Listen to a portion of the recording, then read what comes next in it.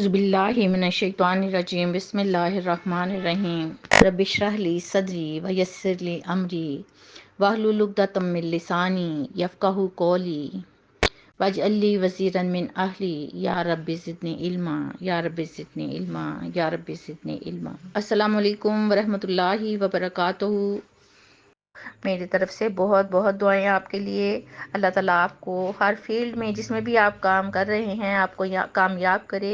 दुनिया की पूरी हर तरक्की के साथ हमारे दिल में या हमारे पास हमारे दीन का भी पूरा इल्म होना चाहिए। मज़ा तभी आता है। अगर आपने सिर्फ दुनिया का इल्म ही ले लिया तो बात नहीं बनती, चाहे आप पीएचडी भी कर लें, लेकिन अगर इस्लाम के साथ नहीं तो कुछ भी नहीं। कोशिश करें कि बस हम कुरान पाक समझ कर उस पर अमल करने के काबिल हो जाएं। हम आते हैं अपने लेसन की तरफ। पिछले चंद आयात से जो बात चल रही है वो सदका खैरात देने के अदाब हैं जो हमें सिखाए गए हैं। सूरतुल बकरा की आयत नंबर 265 पढ़ते हैं। वमसलुल लज़ीना, और उन लोगों की मिसाल, युनफिकूना, जो खर्च करते हैं, अमवालहुम, अपने माल। वमसलुल लज़ीना युनफिकूना अमवालहुम, और मिसाल उन लोगों की जो सब खर्च करते हैं अपने माल।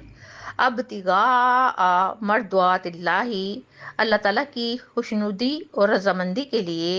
व तस्बीतम मिन अनफुसिहिम, और दिल जमई के साथ अपने नफ्सों की यानी कि दिल की चाहत के साथ वो खर्च करते हैं। कमसली, उनकी मिसाल जन्नतिन, एक बाग की तरह है। फ़ाइल्लम युसिबहा वाबिलुन फत्तल, बस अगर ना बरसे उस पर तेज बारिश तो फवार यानी कि हल्की बारिश। वल्लाहु बिमा तामलूना बसीर, और अल्लाह उसको जानता है जो तुम, अल्लाह ताला देखने वाले हैं उस काम को जो तुम कर रहे हो। अभी बात जो हो रही है वो अल्लाह ताला की राह में खर्च करने की हो रही है। हमें इतनी आयात पढ़कर ये तो पता चल गया है कि अल्लाह ताला जिस मौजू को भी शुरू फरमाते हैं, हम इंसान जो है नाकिसुल दिमाग हैं। जब तक हमें वो अजबर ना हो जाए ना बात, अल्लाह ताला अगला मौजू शुरू नहीं करते। आप गौर करें कि सूरतुल बकरा में हमने कितने अहकामात पढ़े। जितने भी मौजूआत पढ़े हमने, अल्लाह ताला ने हमारे लिए वो उतारे। वो बार बार दोहराने से हमें बिल्कुल क्लियर हो गए, कोई भी शक शुबा बाकी ना रहा। अब इस आयत में भी अल्लाह ताला ने हमें मिसाल देकर समझाने की कोशिश की है कि वो लोग जो अल्लाह की राह में खर्च करते हैं वो सब के सब अल्लाह सुब्हान व तआला की रज़ा और खुशनुदी हासिल करने के लिए ही तो खर्च करते हैं, और लोगों की नीयत सिर्फ और सिर्फ अल्लाह ताला की रज़ा होती है। और खर्च करके इंसान जो खुशी महसूस करता है, जो सुकून उसे मिलता है, वो ज़िंदगी का हासिल होता है। इस आयत में अल्लाह ताला फरमा रहे हैं कि ज़ोर के मी से मुराद बहुत माल खर्च करना और फुवार से मुराद कम माल खर्च करना है। यहाँ ये बात भी हो सकती है कि जिसको अल्लाह ताला ने बहुत ज़्यादा रिस्क से नवाजा है वो बहुत खर्च करता हो, और अगर एक गरीब इंसान के पास थोड़ा है तो वो अपनी हैसियत के हिसाब से खर्च करता हो। लेकिन दोनों की नीयत अल्लाह ताला की खुशनुदी ही हासिल करना है। और दिलों को साबित करने से मुराद ये है कि साबित करें दिलों को सवाब पाने में, यानी उनको इस बात का यकीन ज़रूर हो कि इस माल के खर्च करने पर अल्लाह ताला मुझे बहुत बड़ा अजर अता फरमाएंगे। और नीयत खालिस है तो बहुत खर्च करने से बहुत ज़्यादा सवाब मिलेगा, और थोड़ी है रात दी है तो उसमें भी फ़ायदा ही होगा, नुकसान की तो कोई बात ही नहीं। जैसे खालिस ज़मीन पर बाग है तो जितना मींह बरसेगा उतना ही बाग को फ़ायदा पहुंचेगा और वो फले फूलेगा। और अगर नीयत दुरुस्त नहीं तो जिस कदर ज़्यादा खर्च करने का उतना ही उसका माल ज़ाया होगा, क्योंकि ज़्यादा माल देने में उसमें रियाकारी और दिखावा भी ज़्यादा था। जैसा कि पत्थर पर अगर दाना उगेगा तो जितना ज़ोर कमी बरसेगा तो वो दाने को बहा ले जाएगा और वो नुकसान ही बाकी रह जाएगा।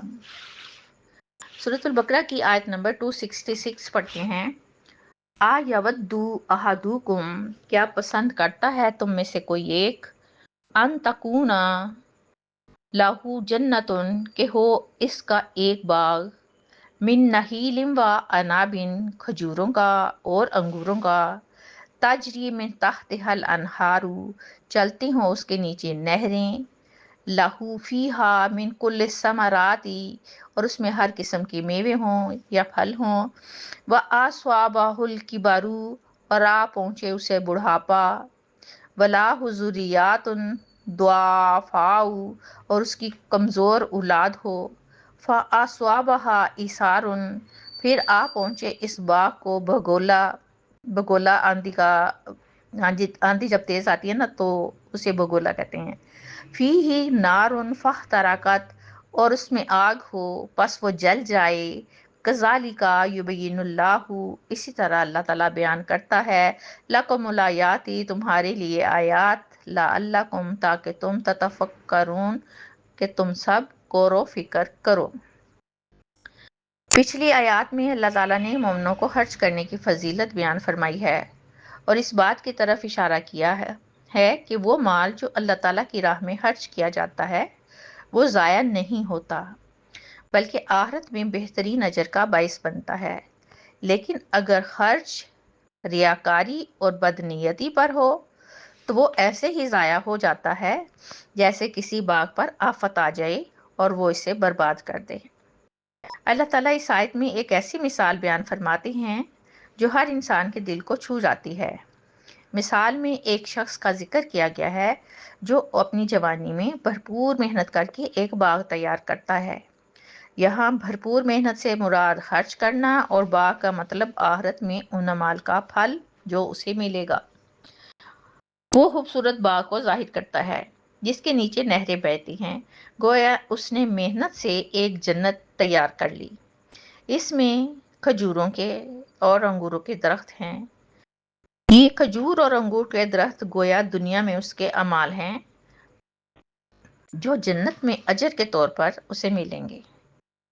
بظاہر یہ باغ اس شخص کے لیے امن و سکون اور دنیاوی خوشحالی کا ذریعہ ہے، لیکن پھر کیا ہوتا ہے جب وہ شخص بڑھاپے کو پہنچ جاتا ہے اور اس کے پاس کمزور بچے ہوتے ہیں، مطلب اس کے بچے اس قابل نہیں کہ باغ کی دیکھ بھال کر سکیں، اور اس وقت اس میں بھی طاقت باقی نہیں رہتی کیونکہ اس کو ایک بڑھاپا آ چکا ہے،